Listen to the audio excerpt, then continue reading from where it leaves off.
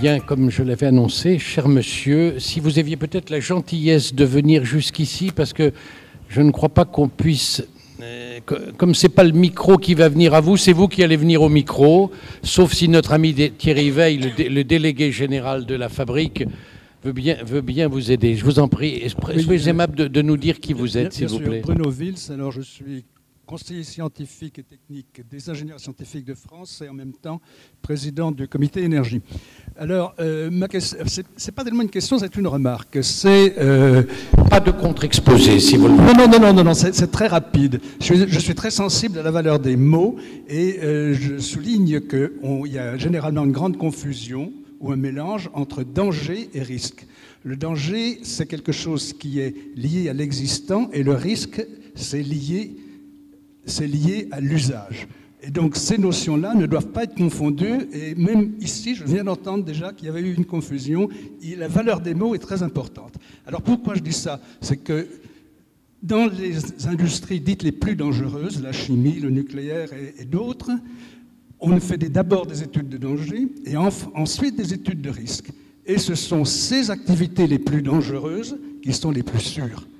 Donc ça peut vous faire réfléchir sur comment étendre cette notion à un ensemble d'activités. Merci beaucoup. Je vais vous donner, si vous voulez bien.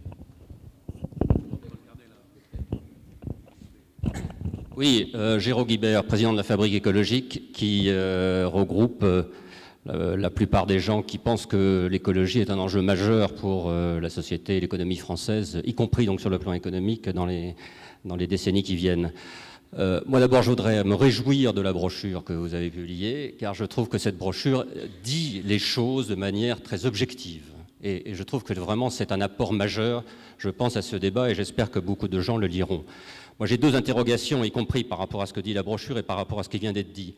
D'abord je me demande par rapport à ça, pourquoi est-ce que le débat se porte contre le principe de précaution, alors que si je comprends bien, il vaudrait mieux se battre pour sa bonne application. Et avec un enjeu scientifique, évidemment. Là, il y a en effet un enjeu scientifique à la bonne application du principe de précaution. Et de ce point de vue-là, c'est vrai qu'il y a un certain décalage entre ce que dit la brochure, très clairement, ce que vous venez de dire, et puis le débat public qui a tendance à être pour ou contre un principe. Alors c'est peut-être facilité médiatique, mais je pense qu'il y a là un vrai sujet et que ce serait beaucoup mieux compris si on disait on est pour la bonne application du principe de précaution, et y compris ses recommandations scientifiques. Le deuxième aspect, et que je pense que là, pour le coup, je pense qu'il faut qu'il y ait une réflexion collective, y compris du monde économique, sur l'évolution de la demande sociale, sur les problèmes de risque. Moi, je ne crois pas du tout que notre société soit averse au risque. Je pense qu'elle est tout à fait prête à prendre beaucoup de risques. Simplement, je pense qu'il y a deux évolutions majeures qui expliquent l'évolution et qu'il faut prendre en compte, y compris d'ailleurs nos entreprises, bien entendu. La première évolution, c'est que nous sommes dans une société de plus en plus individualiste et que les gens acceptent de moins en moins qu'on prenne des risques pour eux. Et ça, je crois que c'est un élément, y compris en termes de demande économique, qu'il est important de prendre en compte. Et le deuxième aspect, c'est dans le rapport entre le risque et l'innovation. Je pense que les gens sont prêts à accepter un certain risque quand ils considèrent que l'innovation vaut le coup. Moi, je suis très frappé de voir le téléphone portable. Chacun sait très bien qu'il y a quelques risques sur les ondes électromagnétiques. Ça ne fait jamais l'objet de débat parce que les gens considèrent que ça vaut le coup d'avoir un téléphone portable. Et donc, peut-être que l'interrogation qu'il faut avoir, y compris qu'on doit avoir au sein du monde économique, c'est est-ce que finalement les innovations, un certain nombre d'innovations que nous développons et qui peuvent être considérées comme risquées par ailleurs, valent suffisamment le coup pour être acceptées par la société?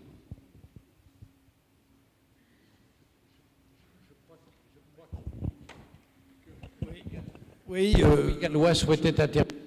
C'est terrible. Oui, il faut parler un peu plus loin, oui. Alain Grange-Caben nous dit de ne pas faire de contre-exposé, donc je vais essayer de m'abstenir, mais pourtant ça me brûle la langue. Pour moi, le principe de précaution, bon, on est tous d'accord sur le texte, il est assez anodin. Je suis prêt à l'admettre avec M. Foucard, mais ce n'est pas le texte qui est intéressant. Excusez-moi, mais sur le plan juridique, effectivement, on peut le faire sans analyse. Le problème, c'est que c'est à la fois un symptôme et un catalyseur.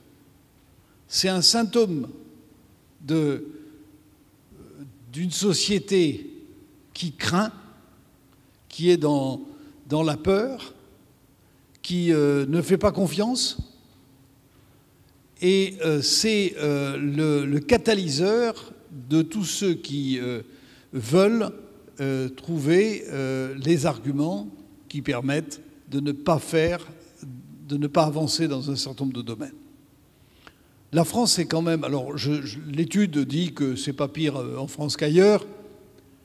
Je crois quand même que l'interrogation sur le progrès technique, elle est plus forte en France, peut-être en Allemagne d'ailleurs, comme nous, que dans d'autres pays. Et je pense qu'il y a un vrai sujet. On peut faire la liste. Le nucléaire, les OGM, les nanotechnologies, les biotechnologies, les gaz de schiste, les vaccins, voire un certain nombre d'infrastructures.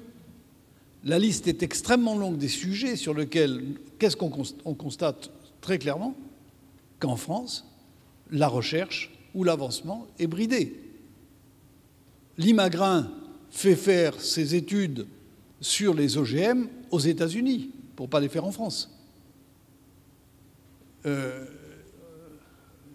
Dans les biotechnologies, nous prenons du retard parce que nous avons de véritables obstacles. Ça se traduit aussi par des retards. C'est-à-dire qu'il faut mener des procédures extrêmement longues, des retards et des surcoûts. Il faut voir ce que c'est que le travail sur le stockage des déchets nucléaires. Les dizaines de milliards que cela peut coûter. Il faut que les stocks qui sont enterrés puissent, tous les lots, un par un, puissent aller rechercher, on puisse aller les rechercher à 500 ou 1000 mètres de profondeur. C'est un travail gigantesque qui va coûter une fortune. On ne sait même pas si on pourra achever ce chantier. Donc je pense qu'il y a un vrai sujet qui est qu'on surévalue le risque par rapport aux opportunités qu'apporte le progrès technique, qu'on passe de la prudence à la peur et de la peur à l'immobilisme, parce que c'est le meilleur moyen de ne pas courir le risque. Et je bouclerai sur l'intervention de M. Boucli, qui est le principal risque que nous courons, c'est celui du déclin. Parce que nous sommes dans un monde où d'autres ne pensent pas comme nous et avancent. Et je pense que le progrès technique nous a apporté 30 ans d'espérance de vie supplémentaire en un siècle. Alors, pendant cette période-là, évidemment, il y a eu beaucoup de choses qui se sont passées, qui sont peut-être des problèmes. Et encore une fois, je ne suis pas contre l'analyse du risque. Quand on est chef d'entreprise, on fait de l'analyse de risque sans arrêt. Mais on a une méthode pour traiter ces risques, pour les analyser, pour les suivre, pour les gérer. Et je pense que nos sociétés doivent inventer un système qui nous permet de gérer les risques. Et je suis assez d'accord avec M. Foucard sur ce un point au moins, qui est qu'il faut que nous soyons capables de mettre en place des expertises qui nous ramènent de l'émotion à la raison. Ça me paraît absolument capital. Repassons de l'émotion à la raison. Nous sommes actuellement dans l'émotion et je considère que le principe de précaution a renforcé cette tendance. Bien, je pense que...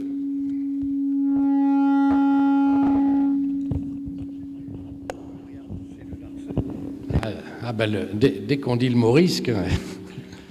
Bon, je pense que cette première salve de questions va donner un peu de la matière à nos 4 panélistes, puisque vous avez été indirectement interpellés, mais interpellés de manière très positive par le président gallois, M. Foucard. Voulez-vous commenter ces interrogations, ainsi que celles des 3 autres premiers questionneurs, puis je demanderai aux 3 autres panélistes de leur côté aussi d'aller reprendre dans cette première salve de questions ce qui leur donne envie de rebondir.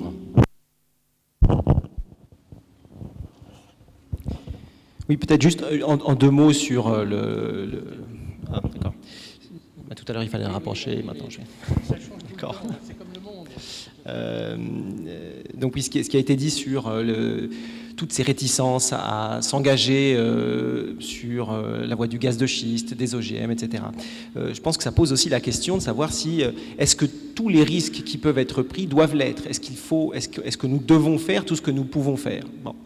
Je pense que c'est une question intéressante ou importante. Pour ce qui est des OGM, par exemple, la question est souvent réduite finalement à un détail technique et juridique, qui est la transgénèse, et qui ne dit finalement pas grand-chose de la finalité de la construction génétique qui est apportée à une plante, par exemple. Alors, il y a eu des succès immenses qui ont été obtenus dans des pays comme l'Inde avec le coton BT, et puis parallèlement, on voit que des OGM qui ont été déployés de manière extrêmement rapide aux États-Unis, en particulier le Roundup Ready, ces grandes cultures qui résistent à un seul principe actif, le glyphosate, eh bien on voit que ça a introduit énormément de perturbations dans le système, ça a développé des résistances sur les adventices qui sont aujourd'hui à peu près incontrôlables, sauf à rajouter finalement encore de la transgénèse aux semences pour les rendre résistantes à un deuxième herbicide qui va encore ajouter des risques, en tout cas qui va encore ajouter de nouvelles molécules dans l'environnement, donc des risques.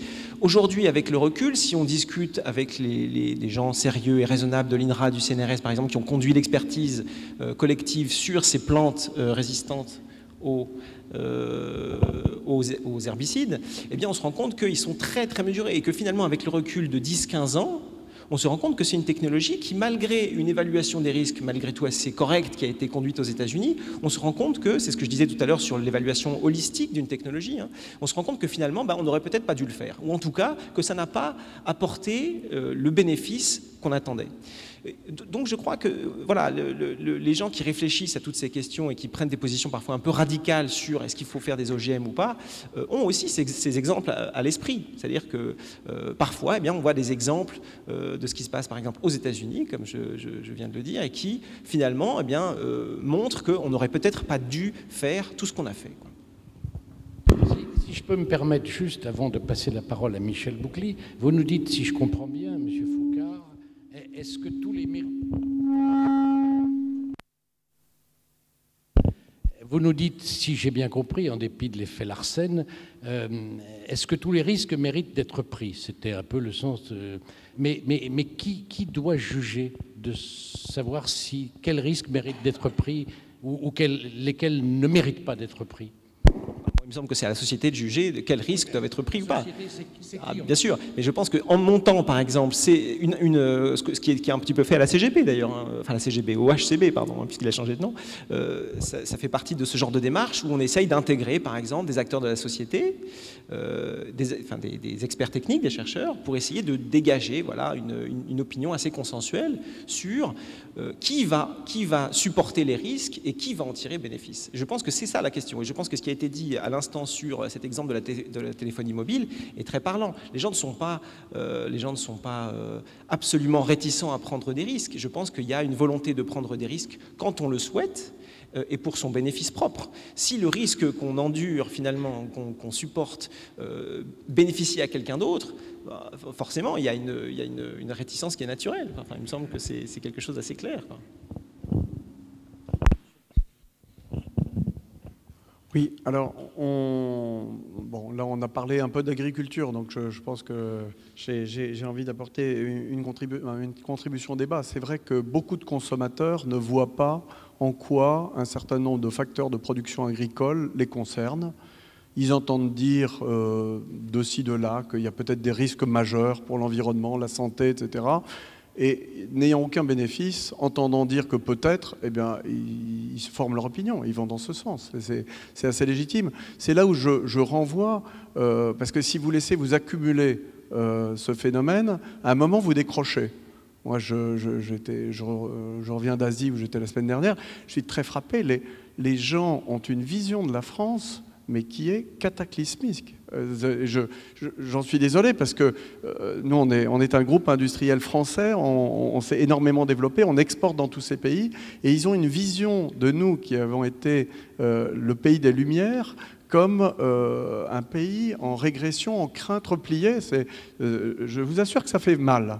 Et c'est vrai quand vous êtes dans le domaine de la compétition, qui est le cas de beaucoup de marchés agricoles, et que vous entendez que légitimement les soupçons, les interrogations font qu'on va monter considérablement le niveau de précaution, d'homologation, etc. Et donc que tel et tel produit qui est utilisé par vos compétiteurs ne va pas être à disposition, ben, c'est insidieux, mais vous perdez des positions. Et à un moment, la société française, c'est une question de curseur, vous l'avez compris tout à l'heure, moi je suis en faveur de la précaution, mais je vois bien qu'à un moment, on a déplacé le curseur et qu'on est en train de courir un nouveau risque, c'est qu'on va sortir du marché sans l'avoir voulu, sans être conscient que l'accumulation de petites décisions nous a fait sortir du marché. Alors, je ne peux pas m'empêcher de vous parler un petit peu des OGM parce que je les connais en direct et je voudrais dire au préalable que Sofiproteol ne peut pas être soupçonné de sympathie vis-à-vis des OGM parce que nous sommes les développeurs du colza et du tournesol qui sont des plantes qui sur le territoire national n'ont pas d'OGM et apportent des protéines sans OGM et que notre principal concurrent c'est le soja OGM. Donc notre fonds de commerce c'est de développer des produits non OGM pour des consommateurs qui sont en général plutôt sympathisants de ces produits. Ça ne nous empêche pas de réfléchir au sujet des OGM et j'ai un passé dans la génétique des plantes. Dans les années 80, comme depuis des dizaines d'années, nous ce qu'on faisait, c'est qu'on faisait croiser deux plantes avec des plantes voisines, un tournesol à l'espèce avec un tupérosus, un type de topinambour en serre. On passait 50 000 gènes, ça fusionnait avec 50 000 autres gènes. On regardait les tournesols de la descendance. S'il y avait une résistance à une maladie, on le développait. On ne savait pas exactement ce qui s'était passé, mais il y avait un facteur favorable qui était apparu, et puis on développait ça. C'était considéré comme une technologie naturelle. Et puis on nous a parlé, il y a eu les transferts de gènes aux États-Unis, on nous l'a dit, mais vous savez, plutôt que d'aller chercher dans la biodiversité naturelle 50 000 gènes pour en trouver un ou deux qui vous intéressent, vous pouvez choisir exactement les bons. Et objectivement, scientifiquement, on s'est dit, mais évidemment, c'est ce qu'il fallait faire. On va avoir le prix Nobel, on va apporter aux consommateurs enfin quelque chose de propre. Et ça, c'était la technologie des OGM. Et quand on est arrivé sur le marché et qu'il y a eu tous les mouvements que l'on sait, disant, mais au fond, c'était pas présent dans la nature, vous avez transgressé, etc. Il y a eu une profonde incompréhension de la part de d'autres. Parce que, sincèrement, et je parle pas de grandes sociétés américaines dont on va parler tout à l'heure, mais je parle des chercheurs de l'Imagrin, etc., dont on parlait tout à l'heure, on a été très étonnés de voir la réaction de notre continent par rapport à ce qui pouvait être une technologie propre. Alors le fait que ce soit une technologie propre ne garantit pas que les OGM sont exempts de tout problème. Pour moi, les OGM, il y a trois sujets. Il y en a un, c'est est-ce que c'est sûr au point de vue alimentaire ? Donc est-ce que c'est dangereux ? Et donc vous avez un certain nombre de tests. Est-ce que c'est sûr aujourd'hui ? Est-ce que ce sera sûr dans 20 ans ? Moi je me rappelle en 96, on disait mais peut-être dans 20 ans, on verra que... Et puis finalement, on a maintenant à peu près 20 ans de recul. Et le sujet alimentaire n'est pas le sujet pour les OGM homologués. Hein, je ne parle pas des allergies, etc., que vous donnez des OGM qui n'ont pas été homologués. Mais le sujet alimentaire n'est pas vraiment le sujet, et ça a été attesté, et maintenant on a un recul sur un certain nombre de continents. Le problème environnemental. Un OGM, on parlait de biologie tout à l'heure, le gène se diffuse. Si vous le mettez dans le colza, 7 ans après, vous en avez. Ça passe dans la ravenelle. Si vous mettez un gène de résistance à un herbicide, ça veut dire que vous ne pourrez plus désherber votre ravenelle, etc., ou votre plante. Donc, ce n'est pas un acte anodin de mettre dans la nature un gène, notamment de résistance aux herbicides. Donc, ça doit se regarder au cas par cas. Est-ce que la plante se croise avec d'autres ? Est-ce que quelle est l'ampleur du risque, mais de façon objective. Il y a risque écologique, mais quand vous êtes avec du maïs qui ne se croise pas avec d'autres plantes, le sujet, quand vous êtes sur accroître la capacité d'un acide gras qui est bénéfique pour la santé à être présent dans la plante, en quoi est-ce que sa dissémination est un sujet ? Puis il y a le troisième sujet qui est le sujet politique, et qui est le vrai sujet des OGM. C'est le fait qu'il y a, comme dans les systèmes d'exploitation des ordinateurs, comme dans les moteurs de recherche, il y a des sociétés américaines extrêmement puissantes qui ont une part de marché telle qu'on souhaiterait qu'il y ait des alternatives. Et on a pris probablement, pour le vrai sujet qui est le sujet numéro 3, c'est-à-dire la domination de certains groupes, des attitudes de refus de la technologie qui en soi, comme je l'expliquais par rapport au mélange de 2 plantes qui passaient 50 000 gènes, était incontestablement un élément de sécurité, un élément de précaution. On a disséminé, je dirais, le poison du doute. Et là, on revient au sujet des agences. Je crois qu'il faut qu'on ait à un moment une autorité qui dise sur le risque 1 alimentaire, il y a ou il n'y a pas risque. Sur le risque 2 écologique, il y a ou il n'y a pas risque. Et sur le risque 3 politique, ça c'est aux politiques de prendre position. Est-ce qu'on va encourager telle ou telle société? Mais le sujet n'a jamais été bien traité. Il a été traité dans nos pays complètement par l'émotion, ce qui fait qu'on s'est privé d'une technique qui peut être mal utilisée. Moi, j'ai été sidéré quand j'ai vu les Américains se mettre à désherber le maïs avec le même désherbant que le soja. C'est évident que ce n'est pas un système durable. Mais bien entendu, on peut avoir des systèmes avec de la transgénèse durable, mais il faut le concevoir, il faut le réguler de cette façon. C'est-à-dire que ce n'est pas la technologie en soi. Et c'est là où notre continent est passé pour un continent régressif, si je puis dire, c'est qu'au lieu de condamner la mauvaise utilisation de la technologie, il a condamné la technologie, il a jeté le bébé avec l'eau du bain. Et ça, je trouve ça extrêmement inquiétant. Madame Ignoré, à vous. Oui, c'est plutôt une question que j'aimerais poser à Madame Deguergue par rapport à ce qui a été dit tout à l'heure sur le principe de précaution en tant que tel. Bon, son écriture, effectivement, tout le monde est à peu près d'accord avec l'écriture, c'est le problème de l'application. Et vous avez souligné ce point. Est-ce qu'il ne faudrait pas plutôt tenter, mais qu'est-ce qu'on a comme possibilité sur ce plan-là, sur l'application du principe? Parce que mettre de l'autre côté, comme ça a été évoqué, un principe d'innovation qui serait lui aussi à un niveau de constitutionnalité. Vous nous avez parlé de la liberté d'entreprendre comme principe qui pourrait y être, qui est déjà présent dans la Constitution.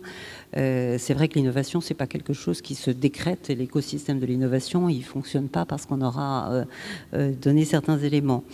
Mais il y a quelque chose qui me paraît essentiel à pouvoir redonner. Vous avez évoqué l'industrie, vous avez évoqué, Monsieur Gallois, la recherche, et c'est vrai qu'à l'époque où j'étais ministre de la Recherche, on avait quand même beaucoup souffert de manifestations qui avaient complètement bloqué le système de recherche dans le domaine des OGM, et que je voulais vous interpeller aussi sur la décision de Colmar, toute récente, qui, alors que tous les éléments avaient été pris en compte, que les éléments éthiques de la réflexion et de la prise de décision avaient été posés, on revient sur une possibilité d'un droit à l'expérimentation et donc un blocage de ces activités de recherche. Et c'est vrai que je partage votre souci de voir que la recherche, effectivement, dans de nombreux domaines, n'a pas cette possibilité de s'exprimer, d'expérimenter et de mieux nous amener à gérer cette incertitude. Parce que si on sait dire il y a risque ou pas,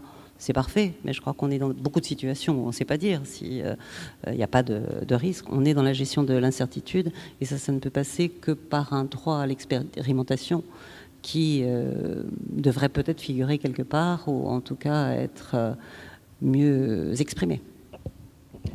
Je vais donc, puisque Madame Ignoré a directement interpellé Maryse Deguergue, et à qui de toute façon j'avais prévu de donner la parole, donc vous avez déjà à répondre aux questions précises qui viennent de vous être posées, puis à commenter les premières interventions qui ont lieu, étant donné que juste après votre intervention, je proposerai à nouveau à celles ou ceux d'entre vous, et je vois déjà une ou deux mains qui se lèvent, de passer à une deuxième salve de questions. Merci. Alors, pour répondre directement à votre question, Madame Ignoré, il y aurait une façon de préciser l'application du principe de précaution en prévoyant dans l'article 5 de la Constitution qu'il doit être précisé et que ses conditions d'application et ses limites doivent être posées par la loi. Il se trouve que dans la Charte de l'environnement, il y a certains droits, le droit à l'information par exemple, pour lequel il est prévu, et de fait le législateur est intervenu, il était prévu que la loi devait préciser les conditions d'application et les limites d'application du droit à l'information et à la participation. L'intervention du législateur n'a pas été prévue pour l'article 5. Donc, on peut concevoir une modification de l'article 5 de la Charte de l'environnement dans le sens de l'intervention d'une loi qui préciserait les conditions et les limites de l'application du principe de précaution. Ça, c'est tout à fait possible juridiquement. Maintenant, je ferai juste 2 brèves remarques sur ce qui a été dit. Concernant les OGM, je ferai remarquer qu'au sein du HCB, et en application de la loi du 23 juin 2008 sur les OGM, le HCB devait expertiser à la fois les risques et les bénéfices de cette technologie. Et donc, autant le comité scientifique que le comité économique, éthique et social s'est toujours attaché dans leurs avis à mesurer les bénéfices des OGM. Et deuxième remarque que je voulais faire à propos d'un principe posé par une loi du mois de juin 2006 sur la gestion des déchets radioactifs. Effectivement, le législateur en 2006 a posé le principe de réversibilité au terme duquel, dans 100 ans, 200 ans, l'humanité doit pouvoir récupérer les déchets radioactifs qui seront enterrés dans des couches souterraines profondes. Ce n'est pas tant la précaution qui a justifié l'affirmation de ce principe de réversibilité, mais c'est aussi la prévision d'une exploitation possible dans le futur de ces paquets de déchets que l'on ne parvient pas aujourd'hui, en l'état des connaissances scientifiques, à exploiter. Donc ce n'est pas seulement la précaution qui est à l'origine du principe de réversibilité, c'est aussi l'innovation qui pense que dans 100 ans, 200 ans, on pourra faire quelque chose de ces déchets. Voilà. Vous n'avez pas répondu, si je ne m'abuse, à la question que Claudie Ignoret vous a posée sur le jugement de la Cour d'appel de Colmar, si je vous ai bien comprise, relatif au fauchage des recherches INRA en Alsace. Et peut-être là-dessus, Stéphane Foucard voudra-t-il ajouter un commentaire, puisque je crois que vous avez travaillé et écrit sur ce sujet. Oui. On ne peut tous que déplorer que des expérimentations, qui plus est faites en laboratoire ou dans des espaces fermés, expérimentaux et très bien surveillés par définition, fassent l'objet de saccages. Et il est regrettable aussi que le droit, le système judiciaire en général, ne sanctionne pas cette atteinte à la liberté de la recherche, parce que la liberté de la recherche est aussi une liberté qu'il faut protéger. Alors de ce point de vue, c'est évidemment un jugement qui est discutable. Je suis d'accord. Peut-être juste un détail un peu amusant sur juste cette perception des risques à géométrie absolument variable. L'affaire de Colmar, donc rapidement, c'est, si ma mémoire est bonne, une vigne expérimentale gérée par l'INRA en accord avec les viticulteurs du coin pour expérimenter une vigne qui résistait aux cournouées, donc qui a été fauchée. Donc on a détruit un essai conduit par un organisme public, sous l'invocation plus ou moins du principe de précaution, alors que tout autour de ces vignes, sur des centaines et des milliers d'hectares, on plante des grandes cultures qui sont traitées avec des pesticides systémiques, c'est-à-dire que la plante devient insecticide tout au long de sa vie, avec des molécules qui sont des molécules neurotoxiques, des néonicotinoïdes, qui sont parmi les plus toxiques jamais inventées par l'homme pour l'ensemble des insectes. Donc ces gens qui sont allés faucher cette vigne en invoquant le principe de précaution ont considéré que les centaines et les milliers d'hectares qu'il y avait autour, qui étaient de manière absolument objective infiniment plus dangereuses que ces pauvres vignes, Ça, ils ne les ont pas touchés. Donc on voit bien que ce n'est pas le risque en lui-même, ce n'est pas une appréciation objective du risque qui conduit à invoquer le principe de précaution, mais plutôt un combat idéologique ou politique. Enfin, moi, il me semble que cet exemple-là est absolument frappant.